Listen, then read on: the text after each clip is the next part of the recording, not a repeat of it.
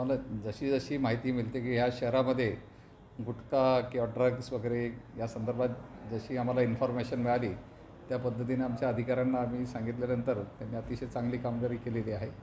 आणि याच्या पुढे देखील जर असे काही प्रकार शहरामध्ये जर चालू असतील तर ते अजिबात ते खपून घेतले जाणार नाही। ही मोहीम सतत सुरूच राहणार आहे आणि जशी इन्फॉर्मेशन मिळेल, आता आरोपी अटक केल्यानंतर त्याच्या इंट्रॉगेशनमध्ये आम्हाला जी माहिती मिळाली आणि त्या इंट्रॉगेशनमधल्या माहितीवरून परत दुसरी एक चांगली मोठी कारवाई झालेली आहे।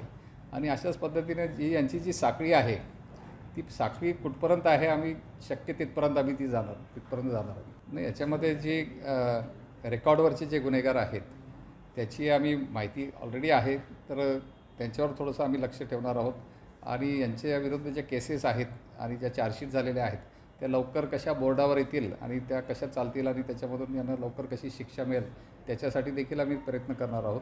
आणि जे काही इलिगल आर्म्स वगैरे शहरामध्ये वगैरे येत आहेत किंवा यापूर्वी पण रेकॉर्डवर जे काही आरोपींनी हे काम केलेले आहेत तर त्यांच्यावर देखील आमचं लक्ष आहे, त्याच्यावर देखील आम्ही लवकरच कारवाई करणार आहोत।